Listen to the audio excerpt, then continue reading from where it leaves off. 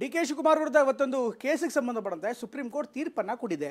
ಆದರೆ ಈ ತೀರ್ಪು ಜಯ ಅಂತ ಕೆಲವರು ಭಾವಿಸ್ತಾ ಇದ್ದಾರೆ. ಇನ್ನೇನು ಡಿ.ಕೆ. ಶಿವಕುಮಾರ್ ಎಲ್ಲ ಪ್ರಕರಣಗಳಿಂದ ಮುಕ್ತರಾಗ್ತಾರೆ, ಯಾವುದೇ ತೊಂದರೆ ಇಲ್ಲ ಅನ್ನುವಂಥ ಮಾತುಗಳನ್ನ ಅವರ ಬೆಂಬಲಿಗರು, ವಿಶ್ವಾಸವನ್ನು ಅವರ ನಾಯಕರು ವ್ಯಕ್ತಪಡಿಸ್ತಾ ಇದ್ದಾರೆ.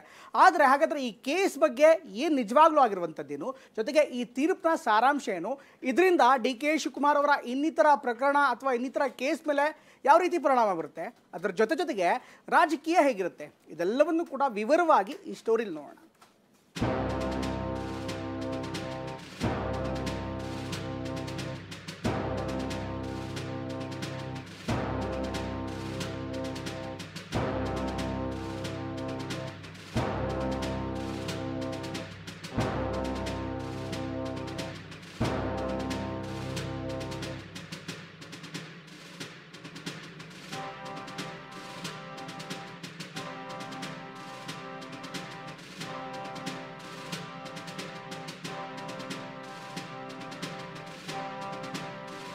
ಅದು 2017 ಡಿಸಿಎಂ ಡಿ.ಕೆ. ಶಿವಕುಮಾರ್ರ ದೆಹಲಿ ನಿವಾಸದಲ್ಲಿ ಲೆಕ್ಕವಿಲ್ಲದಷ್ಟು ಹಣ ಪತ್ತೆಯಾಗಿತ್ತು.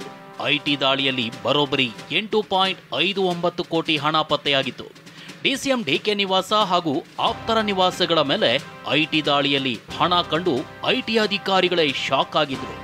ಇದೇ ಪ್ರಕರಣ ಡಿಸಿಎಂ ಡಿ.ಕೆ.ರನ್ನ ಸಾಲು ಸಾಲು ಸಂಕಷ್ಟಕ್ಕೆ ಸಿಲುಕಿಸಿತು.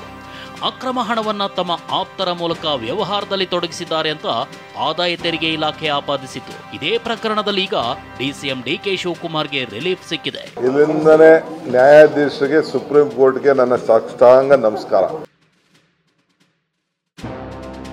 ಜಾರಿ ನಿರ್ದೇಶನಾಲಯದ ತನಿಖೆಯಿಂದ ಡಿಸಿಎಂ ಡಿ.ಕೆ. ಶಿವಕುಮಾರ್ಗೆ ರಿಲೀಫ್ ಸಿಕ್ಕಿದೆ.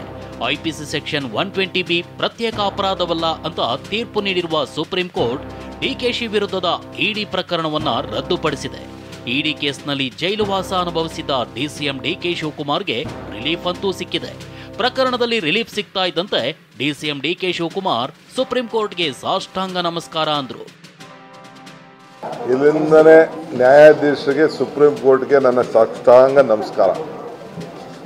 ಇಲ್ಲಿಂದನೂ ಹೇಳ್ತಾ ಇದ್ದೀನಿ, injustice will not be flown from the seat of justice ಅಂತ. ಸೊ ನಾನೇನು ತಪ್ಪು ಮಾಡಿಲ್ಲ ಅಂತ ಕೂಡ ಹೇಳ್ತಾ ಇದೆ. ಬೇಕಾದಷ್ಟು ತೊಂದರೆ ಈಗೂ CBIನವ್ರು ಏನೇನು ಮಾಡ್ತಾ ಇದ್ದಾರೆ ಅಂತ ನಾನು ಸದ್ಯದಲ್ಲೇ ಮಾತಾಡ್ತೀನಿ. ಇವತ್ತು ಮಾತಾಡೋಕ್ಕೆ ಹೋಗಲ್ಲ.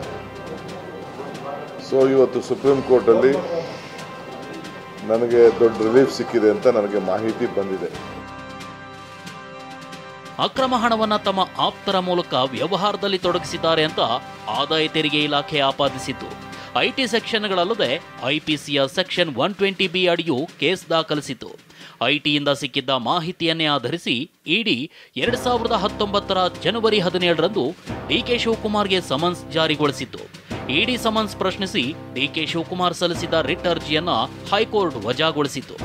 ಐಪಿಸಿ ಸೆಕ್ಷನ್ 120B ಪ್ರತ್ಯೇಕ ಅಪರಾಧವಲ್ಲವೆಂಬ ಡಿ.ಕೆ. ಶಿವಕುಮಾರ್ ಪರ ವಕೀಲರ ವಾದವನ್ನ ಹೈಕೋರ್ಟ್ ತಿರಸ್ಕರಿಸಿತು.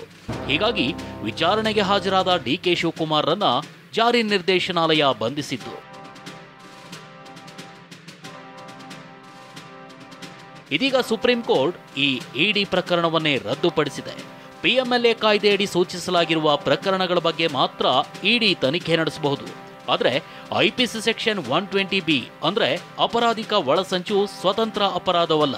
ಹೀಗಾಗಿ ಪಿಎಂಎಲ್ಎ ಕಾಯ್ದೆಯಡಿ ಅಧಿಸೂಚಿತ ಅಪರಾಧವಿಲ್ಲದೆ ಕೇವಲ ಐಪಿಸಿ ಸೆಕ್ಷನ್ 120B ಆಧರಿಸಿ ತನಿಖೆ ನಡೆಸುವಂತಿಲ್ಲ ಅಂತ ಅಭಿಪ್ರಾಯಪಟ್ಟಿರುವ supreme court DCM D K. Shivakumar ವಿರುದ್ಧದ ಇಡಿ ಪ್ರಕರಣವನ್ನ ರದ್ದುಪಡಿಸಿದೆ.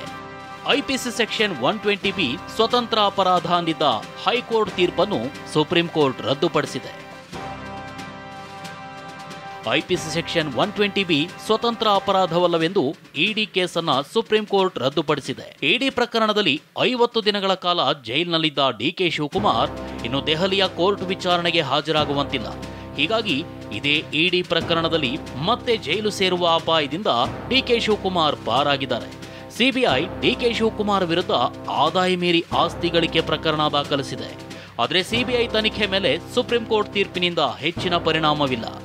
ಐಟಿ ಇಡಿ ನೀಡಿದ ಮಾಹಿತಿ ಆಧರಿಸಿ ಸಿಬಿಐ ಸ್ವತಂತ್ರವಾಗಿ ತನಿಖೆ ನಡೆಸುತ್ತಿದೆ.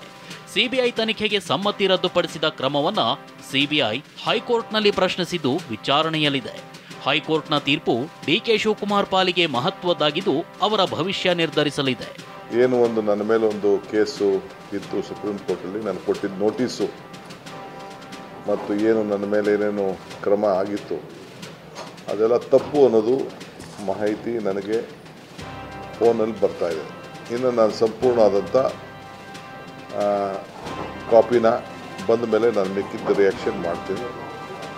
ಸೊ ನನಗೆ ಜೀವನದ ಈ ಕಷ್ಟದ ಜೀವನದ ಒಂದು ಅತಿ ದೊಡ್ಡ ಸಂತೋಷವಾದಂಥ ಒಂದು ದಿನ ಇವತ್ತು. ಇಷ್ಟು ಮಾತ್ರ ಹೇಳಲಿಕ್ಕೆ ಬಯಸ್ತಾ ಇದ್ದೀನಿ. ಇನ್ನು ಸಿಬಿಐ ಅಲ್ಲದೆ ದೆಹಲಿಯ ಡಿಕೆ ಶಿವಕುಮಾರ್ ನಿವಾಸಗಳ ಮೇಲೆ ಐಟಿ ದಾಳಿ ನಡೆಸಿ 8.59 ಕೋಟಿ ಲೆಕ್ಕವಿಲ್ಲದ ಹಣ ಸಂಗ್ರಹಕ್ಕೆ ಸಂಬಂಧಿಸಿದಂತೆಯೂ ಪ್ರಕರಣ ವಿಚಾರಣೆ ಹಂತದಲ್ಲಿದೆ.